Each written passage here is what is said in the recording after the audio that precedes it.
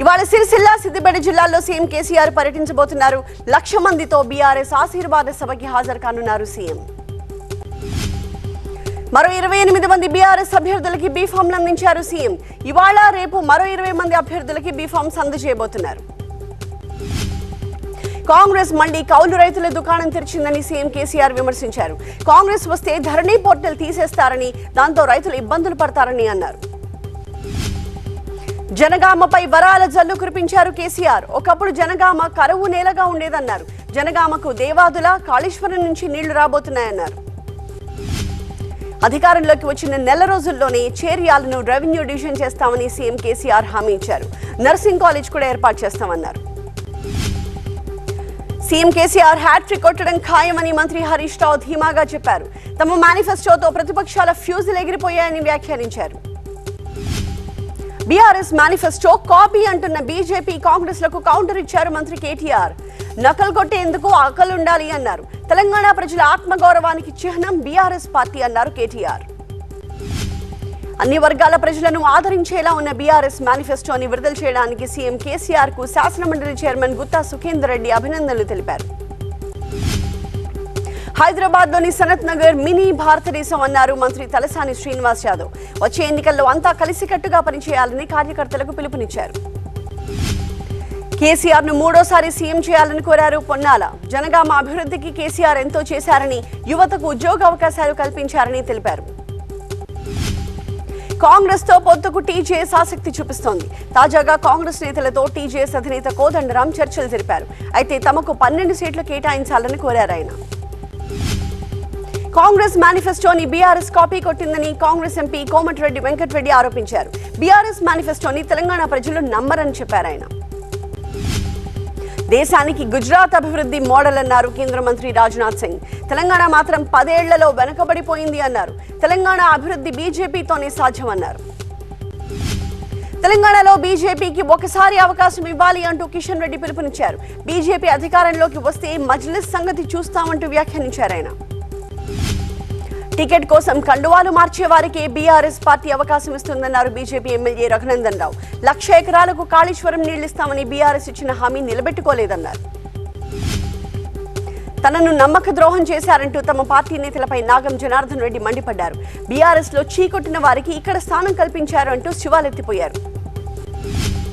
తెలంగాణలో టీడీపీ ఎన్నికల్లో పోటీ చేస్తుంది అన్నారు ఆ పార్టీ రాష్ట్ర అధ్యక్షుడు కాసాని జ్ఞానేశ్వర్.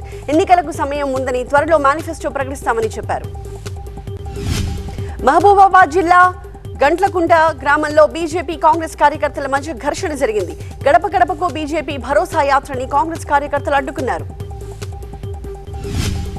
మంచిర్యాల జిల్లాలో ఎమ్మెల్యే దివాకర్ రావుకు చేదు అనుభవం ఎదురైంది. ప్రచారానికి వెళ్లిన ఎమ్మెల్యేని అడ్డుకున్నారు స్థానికులు.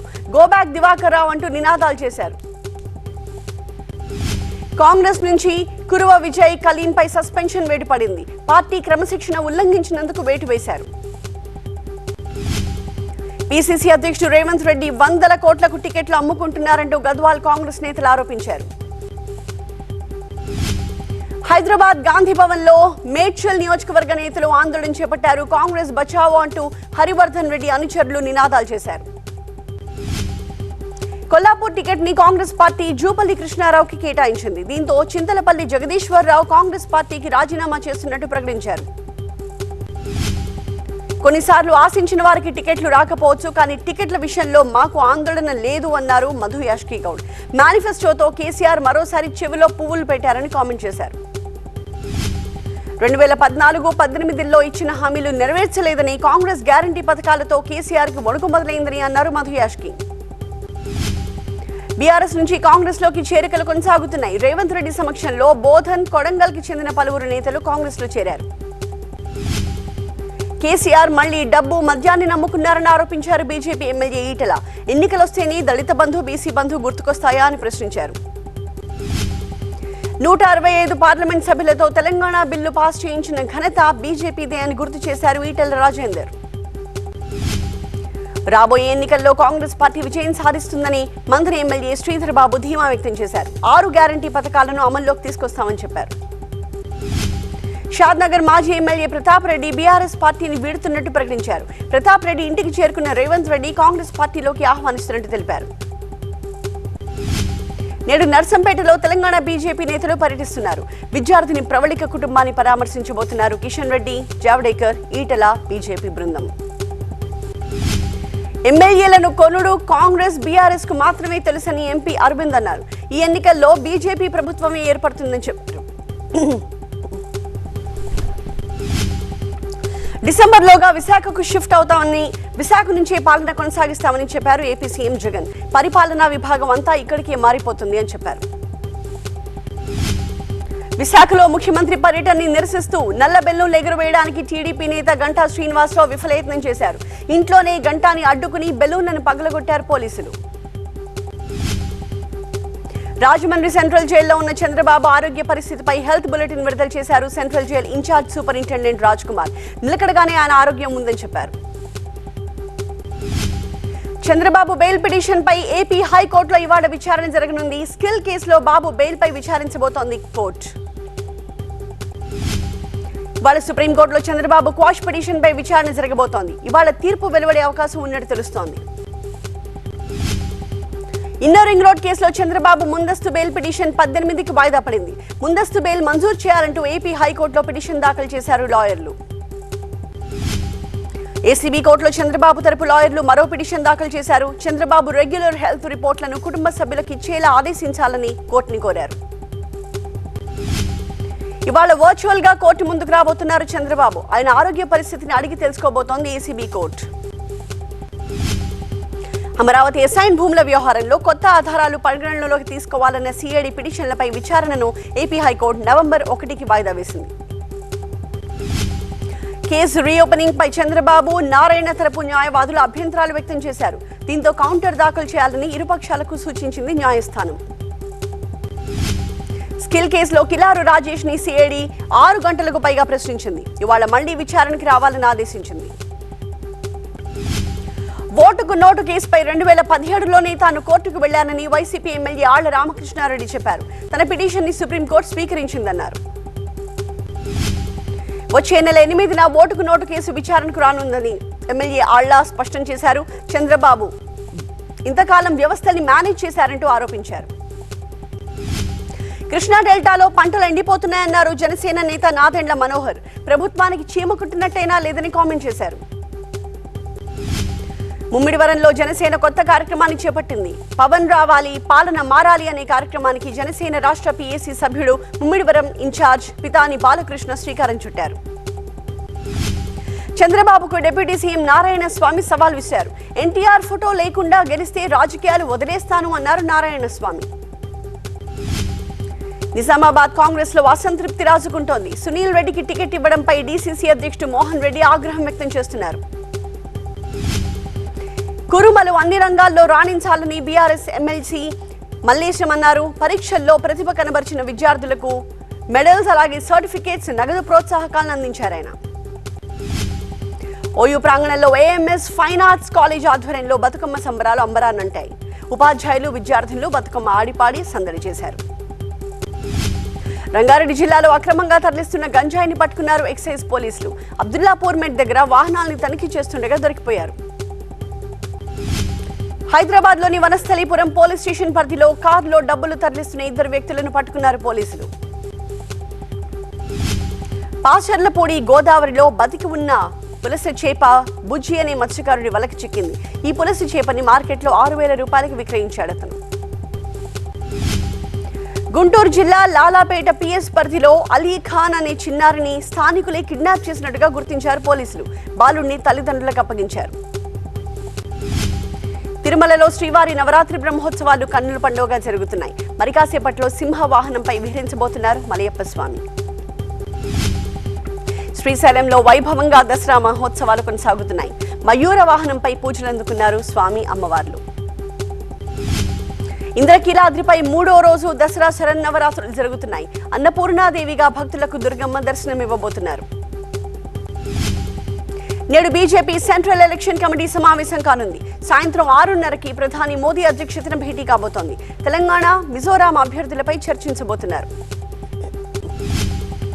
తమ గ్రూపు పేరు ప్రతిష్టల్ని దెబ్బతీసేందుకు కొన్ని సంస్థలు పనిచేస్తున్నాయంటూ తృణమూల్ ఎంపీ మహువా మొయిత్రాని, హిరానందాని గ్రూప్ సీఈఓ దర్శన్ ని ఉద్దేశిస్తూ అదాని గ్రూప్ ఎదురుదాడికి దిగింది. మార్కెట్ రేట్ కన్నా రెట్టింపు ధర అంటే 13,000 కోట్లను వెచ్చించి బొగ్గుని దిగుమతి చేసుకోవడంలో జాతీయ ప్రయోజనం ఏముంది అని మొయిత్రా ప్రశ్నించారు. కర్ణాటక నుంచి తెలంగాణ దాకా రాజకీయ ప్రకంపనలు సృష్టిస్తున్న సోదాలపై ఆదాయపు పన్ను శాఖ విభాగం వివరించింది. ఈ సోదాల్లో 94 కోట్ల నగదుతో పాటుగా 30 లగ్జరీ కార్లను కూడా స్వాధీనం చేసుకున్నట్టుగా వివరించింది. కర్ణాటకలో దొరికిన 50 కోట్ల సొమ్ముపై రాహుల్ గాంధీ ఎందుకు మౌనంగా ఉన్నారని బీజేపీ ఎంపీ రవిశంకర్ ప్రసాద్ ప్రశ్నించారు. కాంగ్రెస్ అవినీతికి ఈ నగదు ఉదాహరణ అని ఆరోపించారు ఆయన. ఇది కాంగ్రెస్ సొమ్ము అంటున్న బీజేపీ నేతలు అందుకు ఆధారాలు చూపించాలని ఆ పార్టీకి చెందిన కర్ణాటక నేత మాజీ సీఎం జగదీష్ షెట్టర్ డిమాండ్ చేశారు. నవంబర్ 7 నాటి మిజోరాం అసెంబ్లీ ఎన్నికలకు కాంగ్రెస్ జాబితాను ప్రకటించి సడన్ గా అక్కడి నుంచి భారత్ జోడో 2వ విడతని ప్రారంభించారు రాహుల్ గాంధీ. ఈశాన్య రాష్ట్రాలు బీజేపీ పాలనలో సర్వనాశనమయ్యాయని విమర్శించారు రాహుల్ గాంధీ. మణిపూర్లో 250 మంది హింసకి బలైపోయారంటూ ఆవేదన వ్యక్తం చేశారు. సంతృప్తి పరచడమే కాంగ్రెస్ విధానం అయితే అవినీతి పరులను పట్టుకోవడమే తమ పని అంటూ కేంద్ర హోంమంత్రి అమిత్ షా ఛత్తీస్గఢ్ లో వ్యాఖ్యానించారు. వచ్చే ఎన్నికల్లో బీజేపీకి అధికారం ఇస్తే అవినీతి పరుల నుంచి పైసా వసూలు చేసి వేలాడదీస్తాము అంటూ అమిత్ షా అన్నారు. రాజస్థాన్ కి ఇచ్చిన హామీలను ప్రధాని మోదీ పట్టించుకోలేదు అంటూ అక్కడి బరన్లో జరిగిన ఎన్నికల ప్రచార సభలో కాంగ్రెస్ అధ్యక్షుడు ఖర్గే మండిపడ్డారు. తాను పార్టీ మారుతున్నట్టు వస్తున్న ఆరోపణలను ఖండించారు మధ్యప్రదేశ్ మాజీ సీఎం దిగ్విజయ్ సింగ్. తుది శ్వాస వరకు కాంగ్రెస్ తోనే ఉంటానన్నారు. బరన్లో సాగునీటి ప్రాజెక్ట్ కి నిధులు ఇస్తానని చెప్పిన మోదీ ఇవ్వలేదు అని ఆరోపించారు ఖర్గే. దీన్ని కాంగ్రెస్ ప్రభుత్వమే నిర్మించిందని చెప్పారు. అబార్షన్ కేసులో సుప్రీంకోర్టు సంచలన తీర్పు వెలువరించింది. 26 వారాల గర్భాన్ని విచ్ఛిన్నం చేయాలన్న ఒక మహిళ పిటిషన్ ని కొట్టేసింది. పిండం ఆరోగ్యంగానే ఉందని, అసాధారణమైన అంశాలేవీ లేవని supreme chief justice DY Chandrachud చెప్పారు. జీవం పోసుకున్న పిండం హృదయ స్పందనను ఆపలేమని తీర్పు చెప్పారు ఆయన. బ్రెజిల్ కి చెందిన ప్రఖ్యాత ఫుట్బాల్ ఆటగాడు రొనాల్డో కోల్కతాలో సందడి చేశాడు. శ్రీభూమి స్పోర్టింగ్ క్లబ్ నిర్వాహకులు ఆయన్ని దుర్గా మండపానికి తీసుకొచ్చి అమ్మవారిని దర్శించుకున్నారు. మహారాష్ట్రలోని అహ్మద్ నగర్ లో ఆగి ఉన్న రైల్లో మంటలు చెలరేగాయి. ప్రమాదం జరిగిన టైంలో రైల్లో ప్రయాణికులు ఎవరూ లేకపోవడంతో పెను ప్రమాదం తప్పినట్టయింది. దేశంలోని అధికార పార్టీ, దాని అనుబంధ సంస్థలు ఇజ్రాయెల్ కి మద్దతు తెలుపుతుంటే విపక్షాలు మాత్రం పాలస్తీనాకి సంఘీభావం తెలుపుతున్నాయి. పాలస్తీనాకు మద్దతుగా దేశంలో ఆందోళనలు కొనసాగుతున్నాయి. ఏఐఎస్సీ, సిపిఐఎంఎల్, పౌర సమాజం సభ్యులు ఇజ్రాయెల్ తీరుని ఖండిస్తూ ఢిల్లీలోని జంతర్ మంతర్ దగ్గర నిరసన తెలిపారు. హిమాచల్ ప్రదేశ్లోని పర్యాటక ప్రాంతమైన సిమ్లాలో మంచు కురుస్తోంది. అటు ఉత్తరాఖండ్లోని బద్రీనాథ్ ధామ్ దగ్గర ప్రకృతి సోయగం అబ్బురపరుస్తోంది. ఒకవైపు గ్రౌండ్ ఆపరేషన్ కి సన్నాహాలు సాగుతూ ఉండగానే అటు ఇజ్రాయెల్ లెబనాన్ బోర్డర్లలో యుద్ధ వాతావరణం కనిపిస్తోంది. లెబనాన్ నుంచి తాము 20 రాకెట్లను ఇజ్రాయెలీ నివాస ప్రాంతాల మీదకి ప్రయోగించినట్టుగా హమాస్ ప్రకటించింది. గ్రౌండ్ ఆపరేషన్ కి ఇజ్రాయెల్ రెడీ అవుతుంటే గాజా వణికిపోతోంది. ఇప్పటికే చాలా మంది గాజా దక్షిణ ప్రాంతానికి వెళ్లిపోతున్నారు. ఈజిప్ట్ లోకి వెళ్లే రఫా బోర్డర్ ని ఇంకా తెరవలేదు. గాజాలో మానవతా సంక్షోభాన్ని నివారించడానికి అమెరికా విదేశాంగ మంత్రి అంథనీ బ్లింకన్ అన్ని ప్రయత్నాలు చేస్తున్నారు. 6 అరబ్ దేశాల్లో పర్యటించిన తర్వాత బ్లింకన్ ఇజ్రాయెల్ కి తిరిగి వచ్చారు. గాజా మీద ఇజ్రాయెల్ దాడుల్ని ఆపేస్తే బందీలను విడిచిపెట్టడానికి హమాస్ సిద్ధంగా ఉన్నట్టు ఇరాన్ విదేశాంగ మంత్రి చెప్పారు. ఇరాన్ అగ్నికి ఆజ్యం పోయకూడదు అంటూ మరోవైపు జర్మనీ హెచ్చరించింది. హమాస్ వివాదంపై పార్లమెంట్లో బ్రిటన్ ప్రధాని స్పందించారు. ఇజ్రాయెల్లో జరిగిన దాడులు ప్రపంచాన్ని దిగ్భ్రాంతికి గురి చేశాయన్నారు. దేశ రాజధాని ఢిల్లీలో భారీ వర్షం కురుస్తోంది. పలు ప్రాంతాల్లో రోడ్లు జలమయం కావడంతో వాహనదారులు ఇబ్బందులు పడుతున్నారు. 2028లో నిర్వహించే లాస్ ఏంజలస్ ఒలింపిక్స్ నుంచి క్రికెట్ తో పాటుగా మొత్తం 5 క్రీడల్ని ఒలింపిక్స్ లో చేరుస్తూ అంతర్జాతీయ ఒలింపిక్ సంఘం లాంఛనంగా నిర్ణయం ప్రకటించింది. డీజే టిల్లుతో మంచి మార్కెట్ క్రియేట్ చేసుకున్న సిద్ధు జొన్నలగడ్డ వరుస సినిమాలతో బిజీగా ఉన్నారు. ప్రస్తుతం ఈయన టిల్లు స్క్వేర్ తో బిజీగా ఉన్నారు. ఈ సినిమా సెట్స్ పై ఉండగానే తాజాగా మరో సినిమాను కూడా ప్రకటించారు సిద్ధు. ఎట్టకేలకు ఆస్ట్రేలియా బోణి కొట్టింది. లక్నో వేదికగా శ్రీలంకపై 6 వికెట్ల తేడాతో ఆస్ట్రేలియా అద్భుత విజయాన్ని అందుకుంది. వాళ్ళ south Africa versus Netherlands match జరగబోతోంది. ధర్మశాల వేదికగా మధ్యాహ్నం 2 గంటలకు మ్యాచ్ ప్రారంభం కానుంది.